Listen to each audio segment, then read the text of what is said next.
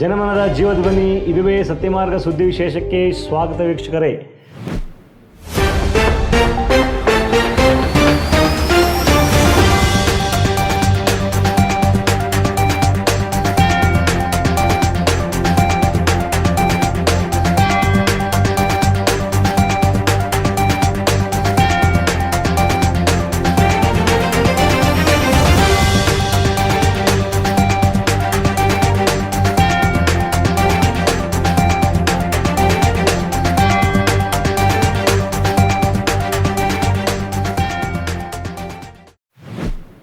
ನಮ್ಮೊಂದಿಗೆ ಮೂಚರು ಇದ್ದಾರೆ. ನಮಸ್ತೆ ಮೂಚ. ನಮಸ್ತೆ. ಇಂದಿನ ಮುಖ್ಯಾಂಶಗಳು ನೋಡೋಣ ಬನ್ನಿ. ಸಿರೋ ಮಲಬಾರ್ ಧರ್ಮಸಭೆಯ ಒಮ್ಮತದ ಆರಾಧನಾ ವಿಧಿಗಳನ್ನು ಒಪ್ಪಿಕೊಳ್ಳಲು ಗಡುವು ನೀಡಿದ ಮಹಾಧರ್ಮಾಧ್ಯಕ್ಷ ಡಾಕ್ಟರ್ ರಫಾಯಲ್ ತಟ್ಟೀಲ್ ತಪ್ಪಿದರೆ ಯಾಜಕೀಯ ವೃತ್ತಿಯಿಂದಲೇ ವಜಾ. ಯಾಜಕ ಶ್ರೇಷ್ಠ ಸ್ವಾಮಿ ರಾಲ್ಫ್ ಮಸ್ಕರಿನಾಸ್ ನಿಧನ, ಸೇವಾಜನಕನ ನಿಧನಕ್ಕೆ ಕಂಬನಿ ಮಿಡಿದ ಭಕ್ತ ಸಾಗರ. ವಿಶ್ವವಿಖ್ಯಾತ ಪವಾಡ ಪುರುಷ ಸಂತ ಅಂತೋಣಿಯವರ ಹಬ್ಬವನ್ನು ಜಗತ್ತಿನಾದ್ಯಂತ ವಿಜೃಂಭಣೆಯಿಂದ ಆಚರಣೆ, ಅತಿ ಶ್ರೇಷ್ಠ ಸಂತರಿಗೆ ನಮನ ಸಲ್ಲಿಸಿದ ಭಕ್ತ ಜನತೆ. ಇಸ್ರೇಲ್ನಿಂದ ನಾಗರಿಕ ಸಮಾಜದ ಮೇಲೆ ಅಮಾನವೀಯ ವರ್ತನೆ, ವಿಶ್ವಸಂಸ್ಥೆಯ ತನಿಖಾ ವರದಿಯಲ್ಲಿ ವಾಸ್ತವಾಂಶದ ಉಲ್ಲೇಖ. ಸುದ್ದಿಯ ವಿವರಗಳು. ಸಿರೋ ಮಲಬಾರ್ ಧರ್ಮಸಭೆಯ ಒಮ್ಮತದ ಆರಾಧನಾ ವಿಧಿಗಳನ್ನು ಒಪ್ಪಿಕೊಳ್ಳಲು ಗಡುವು ನೀಡಿದ ಮಹಾಧರ್ಮಾಧ್ಯಕ್ಷ ಡಾಕ್ಟರ್ ತಟ್ಟೀಲ್ ತಪ್ಪಿದರೆ ಯಾಜಕೀಯ ವೃತ್ತಿಯಿಂದಲೇ ವಜಾ. ಸಿರೋ ಮಲಬಾರ್ ಧರ್ಮಸಭೆಯು ಎರ್ನಾಕುಲಂ ಅಂಗಾಮಲೆ ಮಹಾಧರ್ಮ ಕ್ಷೇತ್ರದ ಅಡಿಯಲ್ಲಿ ಬರುವ ತನ್ನ ಎಲ್ಲ ಧರ್ಮ ಕೇಂದ್ರಗಳಿಗೆ ಸುತ್ತೋಲೆಯನ್ನು ಕಳಿಸುವುದರ ಮೂಲಕ ಜುಲೈ 3ನೇ ತಾರೀಕಿನ ಒಳಗೆ ಒಮ್ಮತದ ಆರಾಧನಾ ವಿಧಿಗಳನ್ನು ಒಪ್ಪಿಕೊಳ್ಳಲು ಗಡುವು ನೀಡಿದೆ. ಸುತ್ತೋಲೆಗೆ ಸಹಿ ಮಾಡಿರುವ ಮಹಾಧರ್ಮಾಧ್ಯಕ್ಷ ಡಾಕ್ಟರ್ ರಫಾಯಲ್ ತಟ್ಟೀಲ್ ರವರು ಮೇಲಿನ ಈ ನಿರ್ದೇಶನಗಳನ್ನು ಒಪ್ಪದ ಗುರುಗಳನ್ನು ಯಾಜಕೀಯ ಸೇವೆಯಿಂದಲೇ ವಜಾಗೊಳಿಸಲಾಗುವುದು ಎಂದಿದ್ದಾರೆ. ಹಾಗೂ ಈ ಸುತ್ತೋಲೆಯನ್ನು ಮಹಾಧರ್ಮ ಕ್ಷೇತ್ರಕ್ಕೆ ಸೇರಿದ ಎಲ್ಲ ಧರ್ಮ ಕೇಂದ್ರಗಳಲ್ಲಿ ಜೂನ್ 16ರ ಭಾನುವಾರದಂದು ಬಲಿಪೂಜಾ ಸಂದರ್ಭದಲ್ಲಿ ಓದಲು ಎಲ್ಲ ಗುರುಗಳಿಗೆ ನಿರ್ದೇಶಿಸಲಾಗಿದೆ. ಒಮ್ಮತದ ಆರಾಧನಾ ವಿಧಿಗಳನ್ನು ಒಪ್ಪಿಕೊಂಡು ಒಂದೇ ಕುಟುಂಬದ ರೀತಿಯಲ್ಲಿ ಒಮ್ಮತದಿಂದ ಪ್ರಾರ್ಥನಾ ಕಾರ್ಯಗಳಲ್ಲಿ ಪಾಲ್ಗೊಳ್ಳಲು ಪೋಪ್ ಫ್ರಾನ್ಸಿಸ್ ಅವರು 2 ಬಾರಿ ಸಿರೋ ಮಲಬಾರ್ ಭಕ್ತಾದಿಗಳನ್ನು ವಿನಂತಿಸಿಕೊಂಡಿದ್ದನ್ನು ಈ ಸುತ್ತೋಲೆಯಲ್ಲಿ ಉಲ್ಲೇಖಿಸಲಾಗಿದೆ.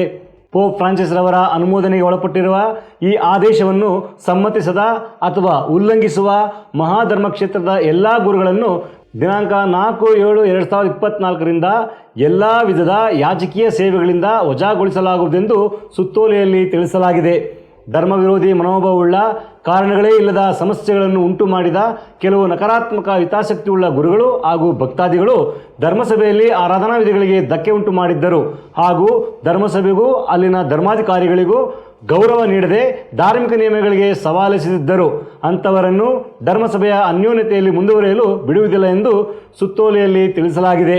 ಈ ಮುಖೇನ ಸಿರೋ ಮಲಬಾರ್ ಧರ್ಮಸಭೆಯು ಬಹುತೇಕ ಇಬ್ಬಾಗವಾಗುವ ಸನಿಹಕ್ಕೆ ಬಂದು ನಿಂತಿದೆ. ಈ ಸಿರೋ ಮಲಬಾರ್ ವಿಚಾರಕ್ಕೆ ಸಂಬಂಧಪಟ್ಟು ನಾವು ಹಲವಾರು ಬಾರಿ ಸುದ್ದಿ ಮಾಡಿದ್ವಿ. ಅನೇಕ ಸಮಸ್ಯೆಗಳು ಹಾಗೇ ಇತ್ತು. ಈಗ ಹೊಸ ಧರ್ಮಾಧ್ಯಕ್ಷರು ಬಂದರು. ಅಲ್ಲ, ಪೋಪ್ರವರು 2 ಬಾರಿ ವಿನಂತಿಸಿಕೊಂಡಿದ್ರು. ಒಂದೇ ಕುಟುಂಬವಾಗಿ ಹೋಗಿ ಪವಿತ್ರ ಆರಾಧನಾ ವಿಧಿಗಳಲ್ಲಿ ಅನ್ಯೋನ್ಯತೆಯಿಂದ ನೀವು ಭಾಗವಹಿಸಿ ಅಂತ 2 ಬಾರಿ ಕೇಳ್ಕೊಂಡಿದ್ರು. ಅದು ಸರಿಯಾದ ರೀತಿಯಲ್ಲಿ ಸಾಗಲಿಲ್ಲ. ಒಳ್ಳೆ ಮಾತಿಗೆ ಬೆಲೆ ಕೊಡಲಿಲ್ಲ. ಮತ್ತೆ ಇನ್ನೊಂದು ಹೇಳ್ತಾರೆ, ಧರ್ಮಾಧಿಕಾರಿಗಳಿಗೂ ಮತ್ತು ಆ ಧಾರ್ಮಿಕ ನಿಯಮಗಳಿಗೆ ಸವಾಲಿಸಿದ್ರಂತೆ, ಆಗಲ್ಲ ಅಂತ ಹೇಳಿ. ಸೊ ಹಾಗಾಗಿ ಇಷ್ಟೆಲ್ಲ ಬೆಳವಣಿಗೆಗಳ ಮಧ್ಯೆ ಏನಾದರೂ ಒಂದು ನಿರ್ಧಾರ ಬರಬೇಕಲ್ವಾ? ಅಲ್ಲ, ಧರ್ಮಾಧ್ಯಕ್ಷರು ನೇಮಕ ಮಾಡಿದ್ರು. ಹೌದು, ತಟ್ಟಿಲು ನೇಮಕ ಆದ್ರು. ಅವ್ರಾದ್ಮೇಲೆ ಅದಕ್ಕೆ ಮುಂಚೆನೇ ಸಮಸ್ಯೆ ಇತ್ತು. ಅದಾದ್ಮೇಲೆ ತಟ್ಟಿಲು ಎಲ್ಲ ಬಗೆಹರಿಸ್ತಾರೆ ಅಂತ ಅವ್ರ ಮೇಲೆ ವಿಶ್ವಾಸ ಆಯ್ಕೆ ಮಾಡಿದ್ರು. ಅವರು ಸುಧಾರಣಾ ಕ್ರಮಗಳ ಕೈಗೊಳ್ತಾ ಬಂದ್ರು, ಆದ್ರೂ ಒಪ್ಪಲಿಲ್ಲ. ಇಲ್ಲಿ ಸಮಸ್ಯೆ ಒಂದೇ ಒಂದು ಪ್ರಾರ್ಥನೆಯ ವಿಧಿ. ಆ ವಿಧಿಗೋಸ್ಕರ ಏನಪ್ಪಾ ಈ ವಿಷಯ ಇಡೀ ಜಗತ್ತಿನಾದ್ಯಂತ ಸುದ್ದಿ ಆಗಿದೆ. ಬೇಡ, ಒಮ್ಮತದ ಆರಾಧನಾ ವಿಧಿಗಳನ್ನು ಒಪ್ಕೊಳ್ಳಿ ಅಂತ ಎಷ್ಟು ಬಾರಿ ಪರಿಪರಿಯಾಗಿ ಕೇಳ್ಕೊಂಡ್ರು. ಅವರು ಪೋಪ್ ರವರ ಅನುಮತಿ, ಅವರ ವಿಚಾರದಲ್ಲಿ ಅದನ್ನ ನಿರ್ಧರಿಸಲಾಗಿದೆ.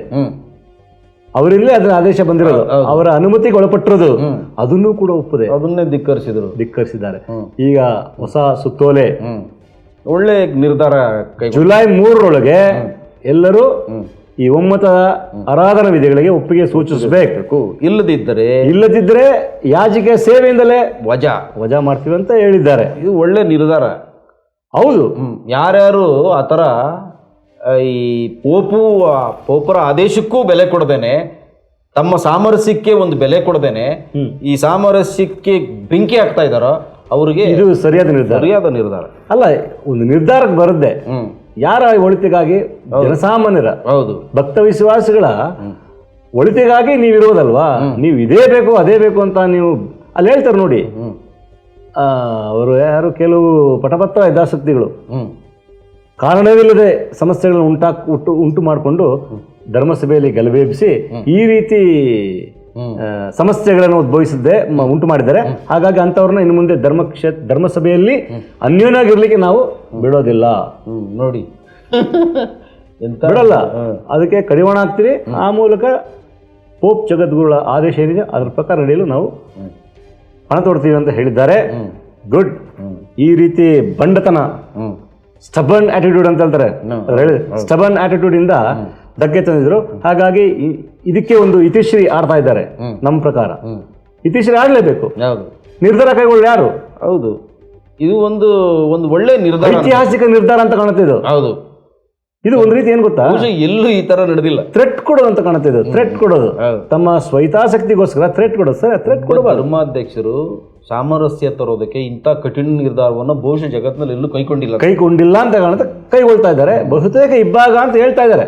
ಬಹುತೇಕ ಅದು ನನ್ನ ಪ್ರಕಾರ ಆ ಇಬ್ಬಾಗ ಆಗ್ಬಾರ್ದು. ಆ ಇಬ್ಬಾಗ ಆಗುವುದ್ರ ಮೂಲಕ ಸಾಧಿಸಿದ್ದೇನು? ಏನೂ ಇಲ್ಲ. ಎಂಥದ್ದು?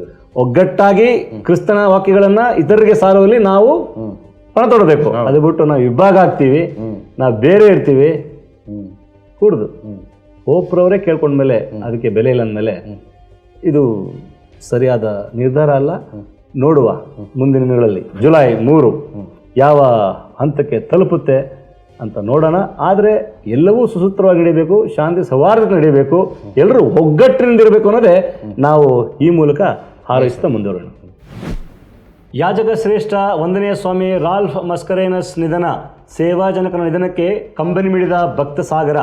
ಯೇಸು ರಕ್ಷಕ ಸಭೆಗೆ ಸೇರಿದ ವಂದನೆಯ ಸ್ವಾಮಿ ರಾಲ್ಫ್ ಮಸ್ಕರೇನಸ್ ರವರು ತಮ್ಮ 92ನೇ ವಯಸ್ಸಿಗೆ ಇಹಲೋಕ ಯಾತ್ರೆಯನ್ನು ಮುಗಿಸಿ ಸ್ವರ್ಗಸ್ಥರಾಗಿದ್ದಾರೆ. ಬೆಂಗಳೂರಿನ ಡೇವಿಸ್ ರಸ್ತೆಯಲ್ಲಿರುವ ಪವಿತ್ರಾತ್ಮನ ಧರ್ಮಕೇಂದ್ರದಲ್ಲಿ ವಂದನೀಯರು ತಮ್ಮ ನಿವೃತ್ತ ದಿನಗಳನ್ನು ಕಳೆದಿದ್ದರು. ಯಾಜಕ ಶ್ರೇಷ್ಠರಾಗಿ 65 ಸುದೀರ್ಘ ವರ್ಷಗಳನ್ನು ಕಳೆದಿದ್ದ ಗುರುವರಿಯರು ಯಾಜಕ ಬದುಕಿನ ಸಾತ್ವಿಕ ಸೇವೆಗೆ ಮುನ್ನುಡಿ ಬರೆದು ನಿಸ್ವಾರ್ಥ ಬದುಕಿನ ಹಾದಿಯನ್ನು ತನ್ನ ಸಹಪಾಠಿಗಳಿಗೆ ತೋರಿಸಿಕೊಟ್ಟ ಧೀಮಂತ ಸೇವಾ ಜನಕರಾಗಿದ್ದರು. ದಿನಾಂಕ 31/12/1932 ಬೆಂಗಳೂರಿನಲ್ಲಿ ಜನಿಸಿದ್ದ ವಂದನೀಯ ಸ್ವಾಮಿ ರಾಲ್ಫ್ ಮಸ್ಕರೇನಸ್ ರವರು 1952ರಲ್ಲಿ ಗುರುಮಠ ಸೇರಿ ದಿನಾಂಕ 23/5/1959ರಲ್ಲಿ ಗುರುದೀಕ್ಷೆಯನ್ನು ಪಡೆದಿದ್ದರು. ಪ್ರಾರ್ಥನಾ ಪೂರ್ವಕ ವ್ಯಕ್ತಿಯಾಗಿದ್ದ ವಂದನೀಯರು ದಿನದ ಹಾಗೂ ರಾತ್ರಿಯ ಹಲವು ಗಂಟೆಗಳನ್ನು ಪರಮಪ್ರಸಾದದ ಮುಂದೆ ಕಳೆಯುತ್ತಿದ್ದರು ಎನ್ನಲಾಗಿದೆ. ಬಡವರನ್ನು ಅತಿಯಾಗಿ ಪ್ರೀತಿಸುತ್ತಿದ್ದ ಫಾದರ್ ರಾಲ್ಫ್ ಮಸ್ಕರೇನಸ್ ತಮಗೇಯುತ್ತಿದ್ದ ಆಹಾರ ಹಾಗೂ ತಮ್ಮ ಸಹಪಾಠಿಗಳು ಉಳಿಸಿದ ಆಹಾರವನ್ನು ಕ್ರೋಢೀಕರಿಸಿಕೊಂಡು ದೇವಾಲಯದ ಹೊರಗೆ ಕುಳಿತಿರುತ್ತಿದ್ದ ಬಡಜನರಿಗೆ ಹಂಚುತ್ತಿದ್ದರು ಎನ್ನಲಾಗಿದೆ. ಆಧ್ಯಾತ್ಮಿಕ ಬೋಧನೆಯಲ್ಲಿ ಪ್ರಾವೀಣ್ಯತೆಯನ್ನು ಹೊಂದಿದ್ದ ವಂದನೀಯರು ತಮ್ಮ ಅತ್ಯುತ್ತಮ ಬೋಧನೆಗಳಿಂದ ಭಕ್ತಜನರ ಮನಸೂರೆಗೊಂಡಿದ್ದರೆನ್ನಲಾಗಿದೆ. ಹಲವು ಭಾಷೆಗಳಲ್ಲಿ ಪರಂಗತರಾಗಿದ್ದ ವಂದನೀಯರು ಇಂಗ್ಲಿಷ್, ಕನ್ನಡ, ತೆಲುಗು, ತಮಿಳು, ಕೊಂಕಣಿ, ಹಿಂದಿ ಹಾಗೂ ಇನ್ನೂ ಹಲವು ಭಾಷೆಗಳನ್ನು ಬಲ್ಲವರಾಗಿದ್ದರು. ಯಾಜಕರಾದ ಮೊದಲ ಹಂತದಲ್ಲಿ ಇವರನ್ನು ಆಂಧ್ರ ಪ್ರದೇಶದ ತೆನಾಲಿಗೆ ಕಳಿಸಿಕೊಡಲಾಗಿತ್ತು. ಅತ್ಯಲ್ಪ ಸಮಯದಲ್ಲಿ ತೆಲುಗು ಭಾಷೆಯನ್ನು ಕಲಿತ ಇವರು ತೆಲುಗು ಭಾಷೆಯಲ್ಲಿ ಬಲಿಪೂಜೆಯನ್ನು ಅರ್ಪಿಸುವಲ್ಲಿ ಸಫಲರಾಗಿದ್ದರು. ತೆನಾಲಿಯಲ್ಲಿ ಕೋಆಪರೇಟಿವ್ ಸೊಸೈಟಿಯನ್ನು ತೆರೆದು ಅಲ್ಲಿನ ಜನರ ಆರ್ಥಿಕ ಮಟ್ಟವನ್ನು ಸುಧಾರಿಸಿದ್ದರು. ಅಲ್ಲಿನ ಹಲವು ಉಪಧರ್ಮ ಕೇಂದ್ರಗಳಿಗೆ ಬೈಸಿಕಲ್ನಲ್ಲಿ ತೆರಳಿ ಸೇವೆಯನ್ನು ಸಲ್ಲಿಸಲೆಂಬುದನ್ನು ನಾವಿಲ್ಲಿ ಸ್ಮರಿಸಬಹುದಾಗಿದೆ. ಸೇವೆ ಮತ್ತು ಸರಳತೆಗೆ ಹೆಸರುವಾಸಿಯಾಗಿದ್ದ ಫಾದರ್ ರಾಲ್ಫ್ ಮಸ್ಕರೇನಸ್ ರವರಿಗೆ ಪವಿತ್ರಾತ್ಮನ ದೇವಾಲಯದಲ್ಲಿ ಭಾವಪೂರ್ಣ ಶ್ರದ್ಧಾಂಜಲಿಯನ್ನು ಅರ್ಪಿಸಿ ಗೌರವಪೂರ್ವಕ ಅಂತಿಮ ಸಂಸ್ಕಾರಗಳನ್ನು ನೆರವೇರಿಸಲಾಯಿತು. ರಾಲ್ಫ್ ಮಸ್ಕರೇನಸ್ ಇಲ್ಲಿಯವರ ಸ್ಥಳೀಯವರ? ಹೌದು, ಹೌದು. ಬೆಂಗಳೂರಿನಲ್ಲಿ ಜನಿಸಿದ್ದು ಮತ್ತೆ ಯೇಸು ರಕ್ಷಕ ಸಭೆಗೆ ಸೇರಿದ ಗುರುಗಳಾಗಿದ್ದಾರೆ. ಹಲವು ಬಾರಿ ನಮ್ಮ ಸತ್ಯಮಾರ್ಗ ಧ್ಯಾನಕೂಟಕ್ಕೆಲ್ಲ ಅವ್ರು ಬಂದಿದ್ದಾರ. ಈಗ ಗೊತ್ತಾಯ್ತು. Old man. ಹೌದೌದು. ಆವಾಗ ಅವರ ಆ ಒಂದು ಗುರುದೀಕ್ಷೆಯ ಒಂದು ಸತ್ವವನ್ನು ನಾನು ಯಾವಾಗ ಅರ್ತೆ ಅಂದರೆ 2005-6 ಅಂತ ಕಾಣುತ್ತೆ. ಆ ಕಾಲಘಟ್ಟದಲ್ಲಿ ನಾನು ಸಂಜೆ ಆ ಕಡೆ ಆ ಭಾಗ ಹೋಗ್ತಾ ಇದ್ದೆ. ಹೋಲಿಗೋಸ್ಟ್ ದೇವಾಲಯದ ಇವರು ಸ್ವಲ್ಪ ಪಟ್ಟಣ ಇಳ್ಕೊಂಡು ಅಲ್ಲಿ ಕೂತಿರ್ತಕ್ಕಂಥ ಬಡಬಗರಿಗೆ ಕೊಡ್ತಾ ಇದ್ರು. ಬಿಳಿ ಅಂಗಿ ಹಾಕೊಂಡಿದ್ರಲ್ಲ, ನಾನು ಯಾರಿದು ಗುರು ಇಷ್ಟೊತ್ತಲ್ಲಿ ಅಂತ ನಿಲ್ಲಿಸಿ ನಾನೇ ಮಾತಾಡಿದೆ. Hello father, I am so and so, I belongs to holy ghost parish ಅಂದರು. ಆಮೇಲೆ ಇಲ್ಲಿ ಅದೇ ಬಡವರಿಗೆ ಕೊಡ್ತಾ ಇದ್ದೀನಿ ಅಂದರು. ಅಲ್ಲಿ ನಾನು ಅವರನ್ನು ಇಷ್ಟಪಟ್ಟೆ. ಅಲ್ಲಿ ಇಷ್ಟಪಟ್ಟ ಮೇಲೆ ನಾನು ಪ್ರತಿ ವರ್ಷ ನಾವು ಧ್ಯಾನ ಕೂಡ ನಡೆಸ್ತಾ ಇದ್ವಲ್ಲ ನಮ್ಮ ಸತ್ಯಮಾರ್ಗ ಸದಸ್ಯರುಗಳಿಗೆ, ತಂಡದವರಿಗೆ ಅವರನ್ನೇ ಕಳಿಸ್ತಾ ಇದ್ದು. ಒಳ್ಳೆ ಅತ್ಯದ್ಭುತವಾದ ಬೋಧನೆಯನ್ನು ನಮಗೆ ಕೊಡ್ತಾಯಿದ್ರು. ಅಲ್ಲಿಂದ ಅವರ ಒಡನಾಟ ನನ್ನ ಜೊತೆಗೆ. ಮತ್ತು ಕೆಲವಾರು ಕಾರ್ಯಕ್ರಮಗಳಿಗೆ ಅವರು ನಮ್ಮ 50ನೇ ಹುಟ್ಟುಹಬ್ಬಕ್ಕೆ ಬಂದಿದ್ರಲ್ಲ, ಬಂದಿದ್ರು. ಒಳ್ಳೆ ಪ್ರಾರ್ಥನೆ, ಆಶೀರ್ವಚನ ಮತ್ತು ಒಳ್ಳೆ ಸಲಹೆಗಳನ್ನು ಕೊಡ್ತಾರೆ ಅವರು. ಪತ್ರಿಕೋದ್ಯಮದಲ್ಲಿ ನಾವು ಏನು ಮಾಡಬೇಕು, ಯಾವುದರ ಬಗ್ಗೆ ನಾವು ಗಮನ ಹರಿಸಬೇಕು, ಅದನ್ನೆಲ್ಲ ನಮ್ಗೆ ಹೇಳಿದ್ರು. ಬೀಯಿಂಗ್ ಎ ಕ್ರಿಶ್ಚಿಯನ್ ಮ್ಯಾಗಝಿನ್, ಯಾವುದ್ರ ಬಗ್ಗೆ ನೀವು ಗಮನ ಹರಿಸಬೇಕು ಅಂತ ಹೇಳೋರು. ಚರ್ಚನ್ನು ತೇಜೋವಧೆ ಮಾಡೋದು ಬೇಡ, ಮತ್ತು ಕೆಲವು ಯಾರೇ ಆಗಲಿ, ಗುರುಗಳಾಗಲಿ ಮತ್ತು ಕನ್ಯಾಸ್ತ್ರೀಗಳಾಗಲಿ ತೇಜೋವಧೆ ಮಾಡೋದು ಬೇಡ. ಯಾವ ವಿಚಾರ ಜನರಿಗೆ ಮುಟ್ಟಿಸ್ಬೇಕು, ಆಧ್ಯಾತ್ಮಿಕವಾದ ವಿಚಾರಗಳನ್ನು ಅವುಗಳನ್ನು ಮುಟ್ಟಿಸುತ್ತಾ ಮುನ್ನಡೆಯಿರಿ ಅಂತ ನಮಗೆ ಕಿವಿ ಮಾತು ಹೇಳ್ತಾ ಇದ್ರು. ಮತ್ತು ಬಡವರಲ್ಲಿ ತುಂಬ ತುಂಬ ಇಷ್ಟ, ಅವರಿಗೆ ಪ್ರೀತಿ. ಬಡವರಂದರೆ ತುಂಬ ಪ್ರೀತಿ. ಅವರ ಬಳಿ ಹೋದಂಥ ಯಾವುದೇ ಬಡವರು ಏನೂ ಇಲ್ಲದೆ ಬರಿಗೈಯಲ್ಲಿ ಬಂದಿದ್ದಿಲ್ಲ. ಔಷಧಕ್ಕಾಗಲಿ, ಆಹಾರಕ್ಕಾಗಲಿ, ಸ್ಕೂಲ್ ಫೀಸ್ಗಾಗಲಿ, ಯಾವುದಕ್ಕೆ ಆಸ್ಪತ್ರೆಗಾಗಲಿ ತಮ್ಮ ಕೈಲಾದಷ್ಟು ಕೊಟ್ಟು ಕಳಿಸುವಂತಹ ವ್ಯಕ್ತಿಯು. ಬಹಳ ತುಂಬ ಅಂದರೆ ತುಂಬ ರೇರ್ ಈ ಥರದ ಜನ. ಎಸ್, ಗುರುಗಳಲ್ಲಿ, ಹೌದು, ಯಾಜಕರಲ್ಲಿ. ನಾನು ಅದಕ್ಕೆ ಅವ್ರನ್ನ ವ್ಯಕ್ತಿತ್ವ ನಾನು ಅದಕ್ಕೆ ಅವ್ರನ್ನ ಆಯ್ಕೆ ಮಾಡ್ಕೊಂಡಿದ್ದು. ನನ್ನೆಲ್ಲ ವಿಚಾರಗಳು, ನನಗೆ ಯಾವುದಾದ್ರೂ ಒಂದು ದಿನ ನನಗೆ ಕೆಲವು ಹಿತನುಡಿಗಳು ಬೇಕು, ನನಗೆ ಅವರಿಂದ ಒಂದು ಅಡ್ವೈಸ್ ಬೇಕು, ಅವಾಗ ಅವ್ರ ಹತ್ರ ಹೋಗ್ತೀನಿ ನಾನು. ಪ್ಲೀಸ್ ಕಮ್ ಕ್ಲೆಮೆಂಟ್ ಅಂತ ಕೂತ್ಕೊಂಡು ಮಾತಾಡ್ತೇವೆ. ಅವ್ರು ನನಗೆ ಗೈಡ್ ಮಾಡ್ತಾರೆ. ಮತ್ತು ತುಂಬ ಸರಳ ಜೀವಿ. ಒಮ್ಮೆ ಅವರು ನನ್ನ ಭೇಟಿಯಾದಾಗ ನಾನು ಅವರ ಅಂಗಿ ಸ್ವಲ್ಪ ಐರನ್ ಆಗಿರಲಿಲ್ಲ. ನಾನು ಹೇಳಿದೆ, ನಿಮಗೊಂದು ಒಳ್ಳೆ ನನಗೆ ಅಂಗಿ ಕೊಡಿಸ್ಲಾ ಅಂತ ಕೇಳಿದೆ. ಅದ್ರ ಬದಲು ನೀವು ಆ ಅಂಗಿಗೆ ತಗುಲುವಂಥ ಹಣ ನಾನು ಒಬ್ಬರನ್ನು ತೋರಿಸ್ತೀನಿ, ಬಡವರೊಬ್ಬರು ಇದ್ದಾರೆ ಒಂದು ಫ್ಯಾಮಿಲಿ, ಅವ್ರು ಕೊಟ್ಬಿಡಿ, ಅದು ಅವರಿಗೆ ಉಪಯೋಗ ಆಗಲಿ ಅಂತ ಹೇಳಿದ್ರು. ಯಾರಿದ್ದಾರೆ ಇವತ್ತಿನ ಕಾಲ, ಎಂಥ ಮನಸ್ಥಿತಿ ವ್ಯಕ್ತಿ. ಅದಕ್ಕೆ ನಾನು ಹೇಳೋದು ಶ್ರೇಷ್ಠ ಜನಕ ಅಂತ ಹೇಳಿದ್ದೀನಿ. ಯಾಜಕ ಶ್ರೇಷ್ಠ. ಆ ಸೇವಾ ಬದುಕಿಗೆ ಮುನ್ನುಡಿ ಬರೆದಂಥ ಮಹಾತ್ಮ ಅಂತ ಹೇಳ್ಬೋದು. ಇವತ್ತು ಪಾದ್ರಿಗಳು ಬೈಕ್ ಏನು, ಅವ್ರ ಸ್ಟೈಲ್ ಏನು, ಹೌದು, ಅವರು ಪ್ರಾಪಂಚಿಕವಾಗಿ ಎಲ್ಲಾನು ಗಳಿಸ್ಕೊಂಡು ಎಲ್ಲಾನು ಚೆನ್ನಾಗಿ ಶೋಕಿ ಮಾಡಿ ಇದು ಮಾಡ್ತಾರೆ. ಹೌದು, ಈ ಥರದ್ದು ವ್ಯಕ್ತಿತ್ವ ತುಂಬ ಅಪರೂಪ. ಮಾದರಿ, ಎಲ್ರಿಗೂ ಮಾದರಿ. ಅವರ ಇದನ್ನ ದಿನ ನಾನು ಪ್ರಾರ್ಥನೆ ಮಾಡಿದೆ. ಸಂತರು ಅಂತೀವಲ್ಲ, ಇವರು ಸಂತರು, ಇವರೇ ಎಸ್, ನಮ್ಮ ಮಧ್ಯೆ ನಡೆದಾಡ್ತಕ್ಕಂಥ ಸಂತರು ಅಂತ ಹೇಳಬಹುದು. ಸೊ ತುಂಬ ಸಿಂಪಲ್, ತನಗೀವಂಥ ಆಹಾರವನ್ನು ಬಚ್ಚಿಟ್ಕೊಂಡು ಬಡವರಿಗೆ ಕೊಡ್ತಾರೆ. ಮತ್ತು ಇನ್ನೊಂದು ವಿಶೇಷವಾಗಿ ಗಮನಿಸಬೇಕಾಗಿರೋದು, ಆ ಗುರುಮಠದಲ್ಲಿ ಯಾರಾದರೂ ಗುರುಗಳು ಅದರ ಸಹೋದರ ಬ್ರದರ್ಸ್ ಊಟಕ್ಕೆ ಲೇಟಾಗಿ ಬಂದರು ಅಂತ ಹೇಳಿದ್ರೆ ಆ ಮಿಕ್ಕಿದ ಊಟ ಕೂಡ ಎತ್ಕೊಂಡು ಹೋಗ್ಬಿಡ್ತಾರೆ ಅಂತ. ನಿನಗೆ ಟೈಮಿಗೆ ಕೊಟ್ಟಿದ್ದೀನಿ, ನೀನು ಬಂದಿಲ್ಲಲ್ಲಪ್ಪ, ಆ ಆಹಾರ ಕಾಯ್ಕೊಂಡಲ್ಲಿ ಜನ ಇದ್ದಾರೆ ಅಂತ ಇವರು ಅದನ್ನು ಕ್ರೋಢೀಕರಣ ಮಾಡ್ಕೊಂಡು ಹೋಗಿ ಬಡಬಗರಿಗೆ ಹಂಚುವಂತಹ ವ್ಯಕ್ತಿ. ಗುಡ್, ತುಂಬ ಅನುಭವಿ ಗುರು. ಎಷ್ಟು ಭಾಷೆಗಳನ್ನ ಕಲ್ತಿದ್ದಾರೆ, ಎಲ್ಲ ಭಾಷೆಗಳು. ಮತ್ತೆ ಅವ್ರನ್ನ ತೆನಾಲಿ ಕಳಿಸಿದ್ದಾರೆ ನೋಡಿ, ಆಂಧ್ರ ಪ್ರದೇಶ. ಅಲ್ಲಿ ಹೋಗಿ ಇನ್ನೂ ಪರಿಪಕ್ವವಾದ ತೆಲುಗು ಮಾಡಿ, ಅಲ್ಲಿ ತೆಲುಗು ಕಲಿತು ಕೋಆಪರೇಟಿವ್ ಸೊಸೈಟಿ ಮಾಡಿ ಅಲ್ಲಿನ ಜನರ ಆರ್ಥಿಕ ಸುಧಾರಿಸಿ ಸೈಕಲಲ್ಲಿ ಸುತ್ತೋರಂತೆ. ಎಲ್ಲ ಫ್ರೆಂಚ್ ಮೆಷಿನರಿ ಸೈಕಲ್ ಎಲ್ಲ ಹೋಗ್ತಿರೋರು. ನಮ್ಮ ಮಲೆನಾಡುಗಳೆಲ್ಲ ಅಲ್ಲೆಲ್ಲಾದ್ರು ಕಾಡಲ್ಲಿ ಹೋಗ್ಬೇಕಲ್ಲ ತುಂಬಾ ದೂರ, ಸೈಕಲ್ ಅಲ್ಲಿ ಹೋಗ್ತಿದ್ರಂತೆ. ಸೈಕಲ್ಲೇ ನೋಡದೇ ಇರೋ ಜನ ಬಂದು ಯಾರೋ ಪಾದರು ಎರಡು ಚಕ್ರದ ಗಾಡಿಲಿ ಹೋಗ್ತಾ ಇದ್ದಾರೆ ಅಂತ ಇವರು ಸೈಕಲ್ ಅಲ್ಲಿ ಸುತ್ತಿದ್ದಾರೆ.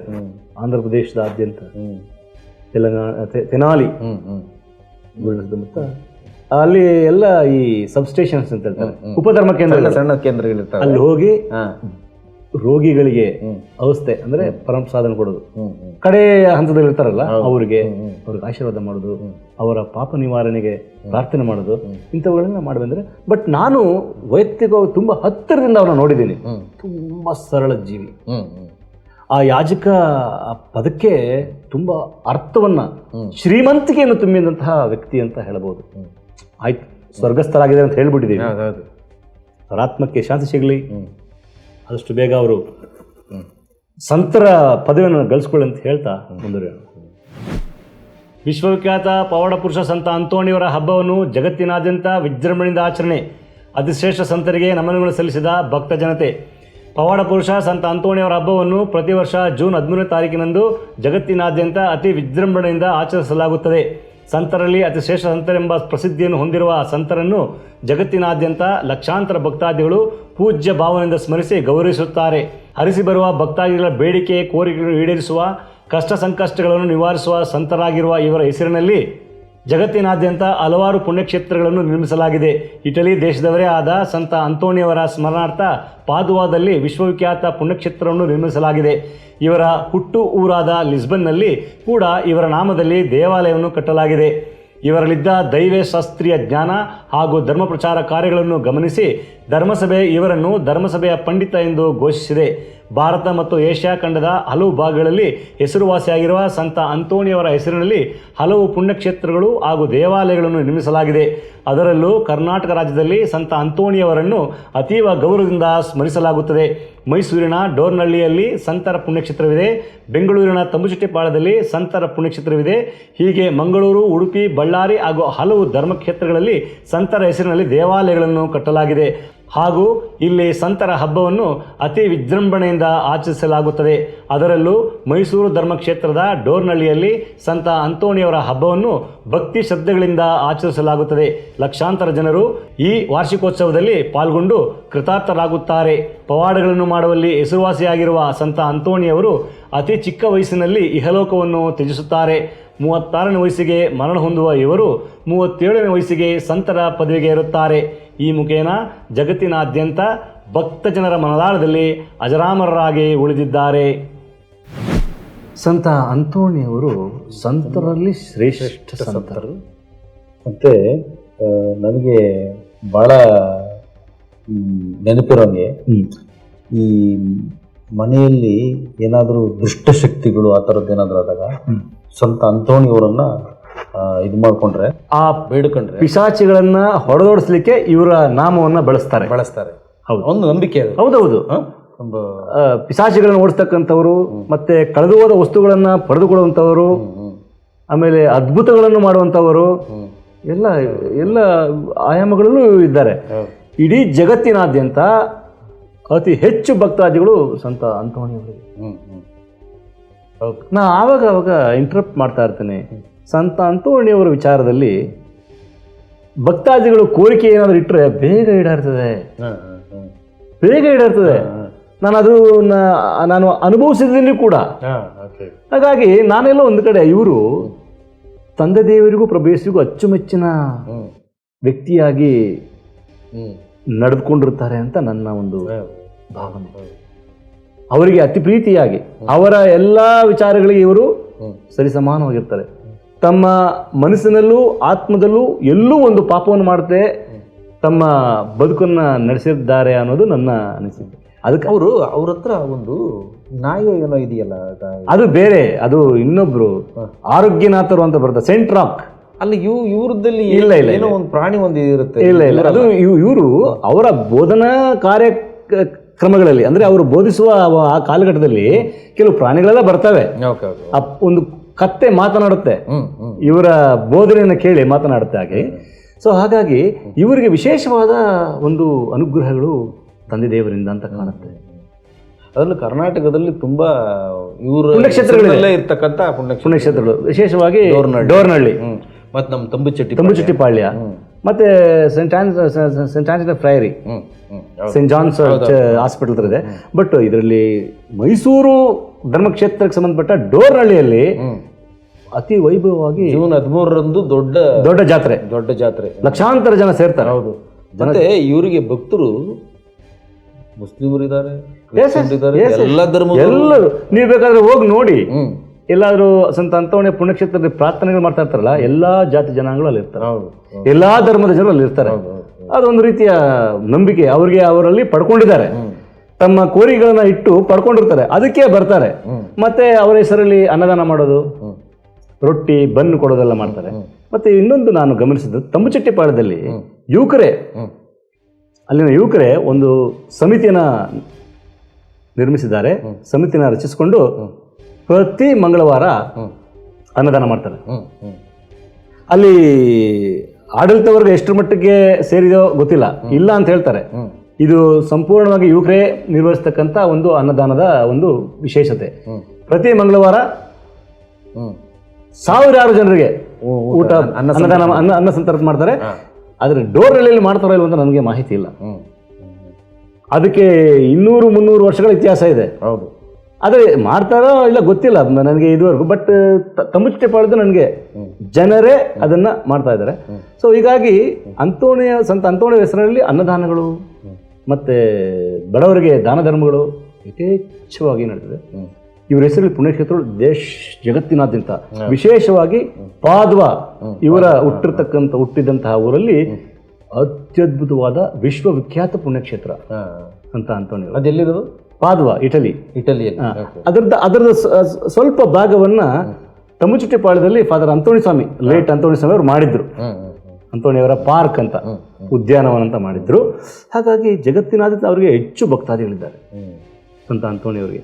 ನಿನ್ನೆ 13ನೇ ತಾರೀಕು ವಿಶ್ವದಾದ್ಯಂತ ಅವರ ಹಬ್ಬವನ್ನು ವಿಜೃಂಭಣೆಯಿಂದ ಆಚರಿಸಿದ್ದಾರೆ.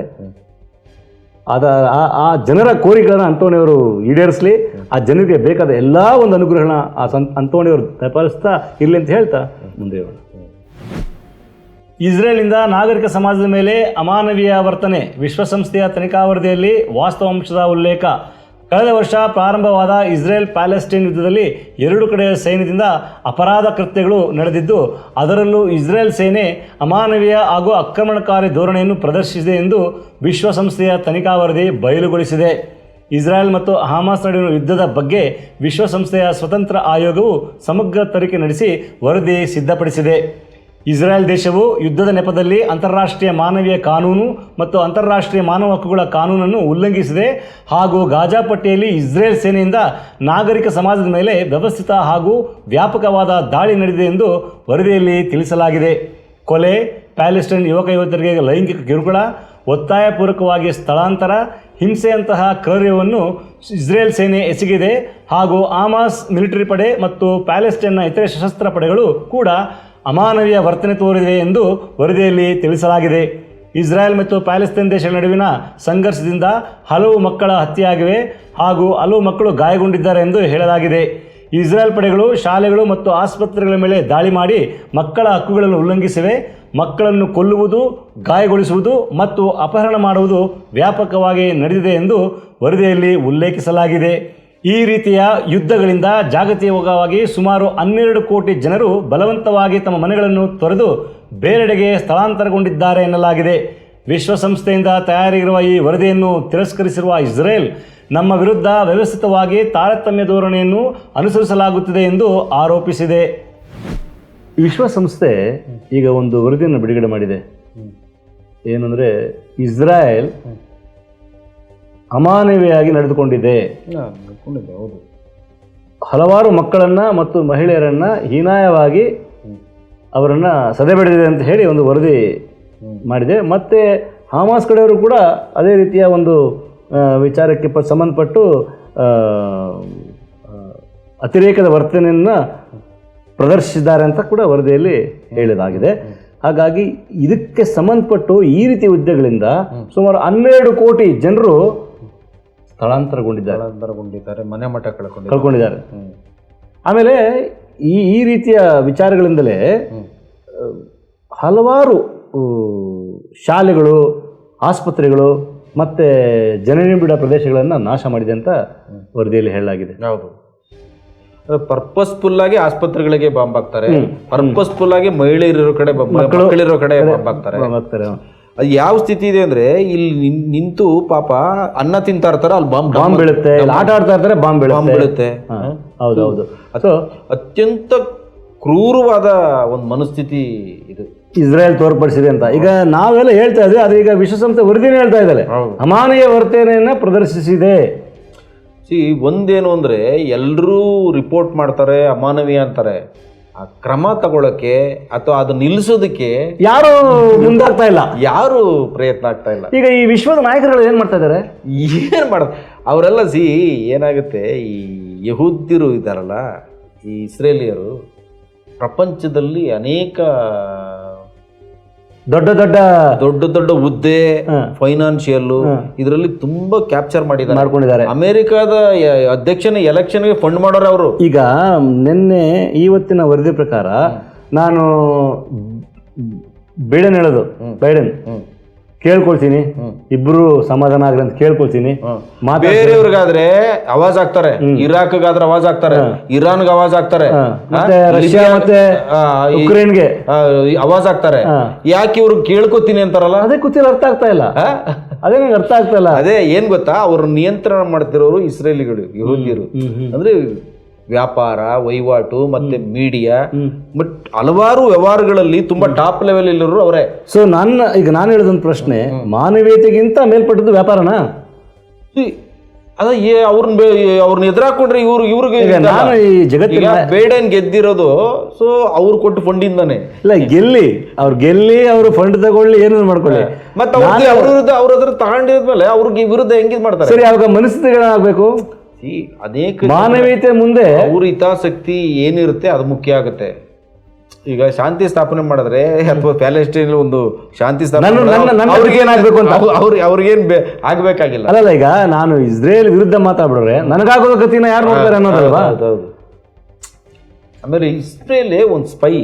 ಈಗ ನಮ್ಮಲ್ಲಿ ಒಂದು ಯಾವುದೋ ಒಂದು ಇದು ಬಿಟ್ಟಿದ್ರಲ್ಲ ಎಲ್ಲರದು ಇದು ಮಾಡಕ್ಕೆ, ಏನಂತದ್ದು, ಏನು ಒಂದು ಸ್ಪೈ, ಅದು ಒಂದು ಸಿಸ್ಟಮ್, ಅದು ಎಲ್ಲರ ವೈಯಕ್ತಿಕ ವಿಚಾರಗಳನ್ನೆಲ್ಲ ಅದು ಎಲ್ಲ ಇದು ಮಾಡ್ತಾರೆ. ಅದನ್ನ ಮಾಡಿದ್ದೇ ಇವರು. ಹೌದು, ಭಾರತ ಯೂಸ್ ಮಾಡ್ಕೊಂಡಿದೆ.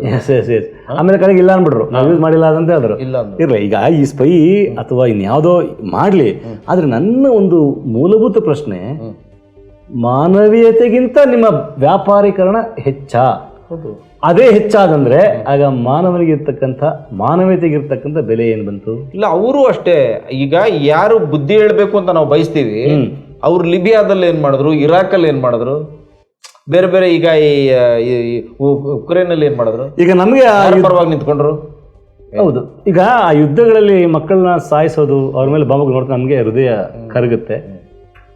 ನಾಯಕರಿಗೆ ಕರಗಲ್ಲ.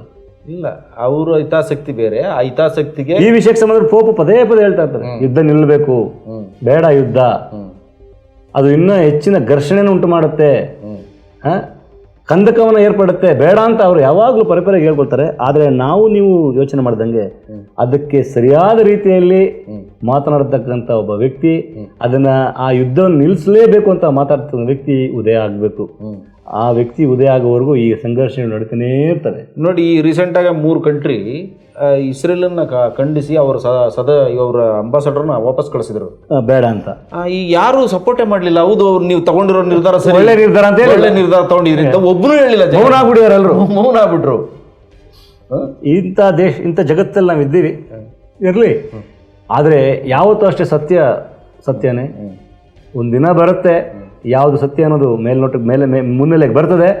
ಅಲ್ಲಿವರೆಗೂ ನಾವೆಲ್ಲರೂ ಬಯಸೋಣ, ಶಾಂತಿಯೇ ನಮ್ಮ ದೈನಂದಿನ ಪ್ರಾರ್ಥನೆ ಅಂತ ಬಯಸೋಣ. ಹಾಗೂ ಎಲ್ಲೆಲ್ಲಿ ಯುದ್ಧದಿಂದ ಸಂಕಷ್ಟಕ್ಕೊಳಗಾಗಿದ್ರೋ ಎಲ್ರಿಗೂ ಶಾಂತಿ ನೆಲೆಸಿ ಅಂತ ಹೇಳ್ತಾ ಮುಂದುವರಿಯೋಣ. ಇಂತಿಷ್ಟು ಸುದ್ದಿ ಸಮಾಚಾರಗಳೊಂದಿಗೆ ಇಂದಿನ ಸುದ್ದಿ ಸಮಾಚಾರ ಮುಕ್ತಾಯಗೊಳಿಸ್ತಾ ಇದ್ದೇವೆ. ನಮಸ್ಕಾರ.